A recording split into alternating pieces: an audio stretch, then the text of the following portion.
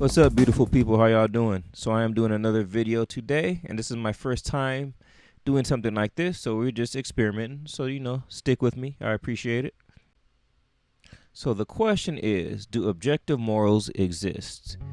And if they do, how do you ground them? Where do they come from? Or if they don't exist, is everything just relative or subjective? And meaning that would be there's no ultimate right or wrong, good or evil. It's just whatever a person, group, community, or society decides. For a lot of people, it's kind of a tough question, and I can see where it can get kind of difficult. There is something that I heard from a great Kokol, and he called it bumping into reality. And that's when you say one thing, but when it actually happens in reality, you react a complete different way. So if you say there's no objective morals, and then you hear of a mass shooting, let's say, on television, you don't say, oh, well, that's okay for them, but not, I wouldn't do that. Or it's not okay for me, but it's okay with them. You don't seem to have a relativistic or a subjective look at that type of thing. We think that that is evil and that is wrong, and it just shouldn't be done regardless of what another person says. Even if our stance is, there are no objective morals. But why is that the case? Now, I will agree that some things are kind of hard to decide, what's right or wrong, especially circumstantial things that may be different in a certain situation. And one of those issues right now is abortion. Is that objectively wrong? Or should it be on a case-by-case basis? Or you just can't tell people what to do with their bodies? And, honestly, that's a tough one. It just depends how you look at it. Like, honestly, there was a woman who said, well, if you're a man, you can't say anything at all. And the guy said, well, what about the women who disagree with you? And they said, well, they can just not have an abortion. But to me, that's kind of like saying, well, if you don't like slavery, just don't own a slave. You have to stay consistent with your view. So if a woman thinks that abortion is objectively wrong, then she doesn't think it's just wrong for her. She thinks it's wrong for everybody. Now, if there are no objective morals, then of course that's different. And I'm not here to say what's right or wrong. I'm just saying that a lot of people need to follow out their view.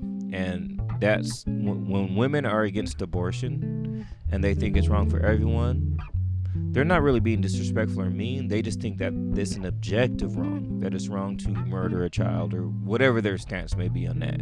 So they are at least living out their view and being consistent rather than saying, well, if I think it's wrong for you but not wrong for me. Or if you just don't like a slave, just don't own one. If you think slavery is wrong, you think it's wrong for everyone. And if there are rights and morals and things that we have, regardless of what other people say, then how can we ground those in people? That really doesn't make any sense, because if we ground those in people or a group or a society, then that same person or group who gave them to us can take them away, and that means they weren't actually objective rights anyway. But if we do have them, how can we ground them? If no one else can take them away from us, then they can't be grounded in people. It has to be grounded in something that's above us and something that's higher than us. And that's kind of where this argument comes from. I mean, when this argument is truly understood, I think it carries a little bit of weight with it. And for the people who are like non-religious who understand this, they actually get it. Like Richard Dawkins is one of the most intelligent men who was around. And what he had to say was, what he said was this: in a universe of blind physical forces and genetic replication, some people are going to get hurt, other people are going to get lucky, and you won't find any rhyme or reason or any justice. The universe that we observe has precisely the properties we should expect if there is at bottom no design, no purpose, no evil, no good. Nothing but blind, pitiless indifference. DNA neither knows nor cares. DNA just is. Now, he understood actually what he believed, and really that's the results of his belief system. And one thing that I found out is a lot of people don't even understand their own beliefs. You know, like your worldview is kind of like a puzzle, and certain things fit within that puzzle. And what a lot of people want to do is pull pieces from different puzzles and just try to force them into your own puzzle. Well, that's not really how it works. That's not reality. If you're an atheist, then objective morals don't fit. And if you're a theist, relativism doesn't fit. But what we'll do is try to grab these things and force them to fit in our puzzle, or we just want to choose what we like instead of trying to flow with reality. And I think that's one of the reasons why this is such a good argument when you actually get it, and why people use it for there being in existence for a higher power. But there have been plenty of arguments over time on this. I love William Lane Craig's, but there's a new one that I like. So I'd rather just let you guys check that out. And over time, if you keep watching these videos, I promise you, almost everything we talk about will point you to a higher power. The reason I believe in God isn't just one reason. It's a cumulative case. Almost every area from the beginning of the universe to morality to all of these things, it makes more sense to me that there is a higher power out there. But we'll get to that later. Go ahead and check this out. If moral facts and duties exist, what should we make of this? Does this infer a deeper meaning about reality and ourselves? There is a realization that if objective moral facts and duties exist, they must be grounded in something. If they exist, the question simply follows to ask, where do they come from? But modern philosophers have a hard time grounding them in something natural, or anywhere for that matter. John Riss says, it is widely admitted to be a crisis in contemporary Western debate about ethical foundations. There just doesn't seem to be a sufficient natural explanation on where to ground moral facts and duties. Theists then attempt to claim this means we should ground objective moral facts and duties in the existence of a God, but never explain how this actually works. Simple forms of the moral argument seem almost like a non sequitur and fail to explain how moral facts and duties are actually grounded in the existence of God. However, beyond the popular arguments, there are better formulated versions proposed by philosophers which demonstrate what the existence of moral facts and duties mean. So without further ado, let's begin. Premise 1. Morality is a rational enterprise. This premise is not too controversial. Moral facts and duties are deciphered through rationality and reasoning, much like mathematics or philosophical positions, not through empirical investigations. If we see someone harming someone else, we cannot know how we ought to act. We have to reason that we ought not act a certain way. Thus, morality is deciphered through rationality. The only people who deny this are non-cognitivists, and we address this in another video. Premise 2. Moral realism is true, meaning moral facts and duties exist. This is the most controversial premise, and most skeptics will deny this one.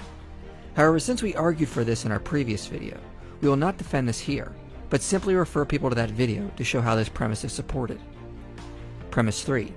The moral problems and disagreements among humans are too much for us to assume moral facts and duties are grounded in a human source of rationality. This is true because humans cannot be the source of moral knowledge. We are not perfect moral beings or have perfect knowledge of the facts. In fact, because we're not morally perfect, our own actions should reveal we are not the foundation of moral knowledge. We constantly fail to grasp moral facts and wrongly perform moral duties. Plus, we are contingent beings, so we cannot be the foundation of moral facts and duties for the same reason the laws of logic are not grounded in a human source. Humans have only discovered the laws of logic and mathematics. We did not create them. 2 + 2 = 4 would still be true if no human existed to write it down. If morality is a rational enterprise, and moral realism is true, then it would simply follow moral facts and duties cannot be grounded in human rationality, because humans are contingent beings and constantly fail the moral laws. So what would this logically follow to? From premise 2, moral facts and duties are objectively true, so they must be grounded in something necessary and unchanging. That would be obviously true by logical deduction. But also from premise 1, we know morality is a rational enterprise, so moral facts and duties must be grounded in a rational source. Non-sentient objects cannot be rational, so it would have to be something sentient to be rational, simply by logical deduction. So moral facts and duties cannot be grounded in contingent humans, must be grounded in something unchangeable and necessary. And because morality is a rational enterprise, this necessary unchangeable foundation must also be rational and sentient. Thus it logically follows to premise 4. Moral facts and duties are grounded in a necessary rational source. This just simply follows by deduction. So what exactly would this source be?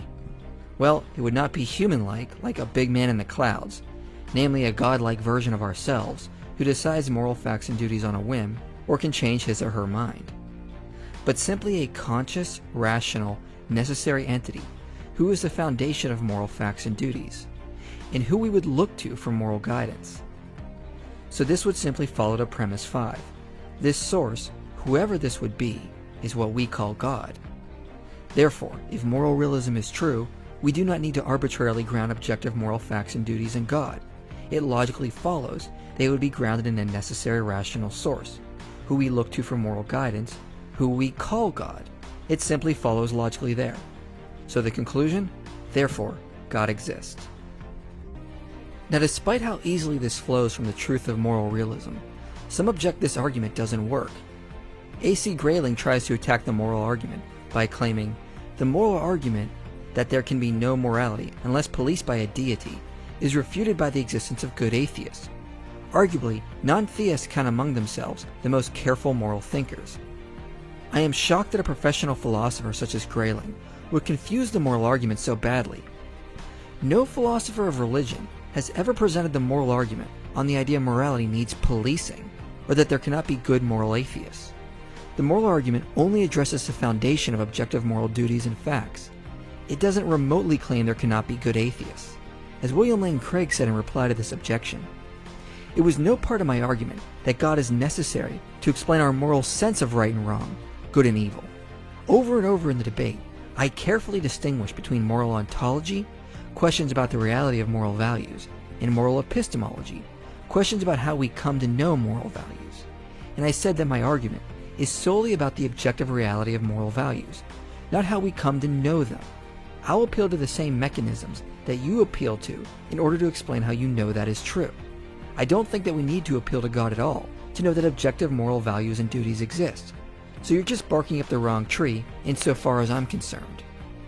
So again, the moral argument is about what is the foundation of objective moral duties and facts, not how we know or came to learn what morality is. Just that if moral realism is true, moral facts and duties would be grounded in a necessary rational source. Of course there can be good atheists. We would expect them to exist if moral realism is true, for the very reasons I gave in my video defending moral realism. On top of this, even if someone gave a complete evolutionary account of how morality arose in humans, that would just explain how we came to understand moral facts and duties. It would not explain what they are, or their foundation, only how we came to learn about them. Again, it's the same as confusing epistemology and ontology. How we came to understand something doesn't mean that is all it is. How we learn about objective moral facts and duties doesn't say what the foundation of them is. For that, we have to study the ontology of them, as we have done here in this video. The most popular objection is the Euthyphro Dilemma, which challenges the moral argument with a question. Is something good because God says it is good, or does God say it's good because it is good? The basic aim of the objection is to set up a dichotomy for the theist, with both options being unfavorable. If something is good only because God says it is, then God can say just about anything is good, and it would be so. Things like torture and rape could be good just because God commanded it. So we obviously cannot accept that. But if it is the other option, God commands something because it is good, this means God cannot be the foundation and standard for moral facts and duties, and therefore he must look to something else as the source of morality. But the problem with this objection is it fails for the obvious reasons our argument sets out to avoid. We are not arbitrarily grounding moral facts and duties into God, because we have no other option. We are looking at the ontology of moral facts and duties. In reasoning, they are grounded in a necessary rational source that we look to for moral guidance. The term God is just a title applied to this necessary rational source. When chemists discovered water was H2O, they did not merely stipulate one was the other. Rather, they discovered the terms meant the same thing. Likewise, when we investigate into the nature of the good and discover it shares the properties of what theists refer to when they say God, we discover that one is identical to the other. If some deity looked to some other necessary rational source as the foundation of morality, then that source would be the real God. And this source could not just arbitrarily command immoral things and make them moral. As the argument explains, objective moral facts and duties have to be grounded in something unchangeable and necessary, something that doesn't arbitrarily change values from time to time. If a deity commanding morality did this, then it would not be the necessary rational source, but some lower demigod.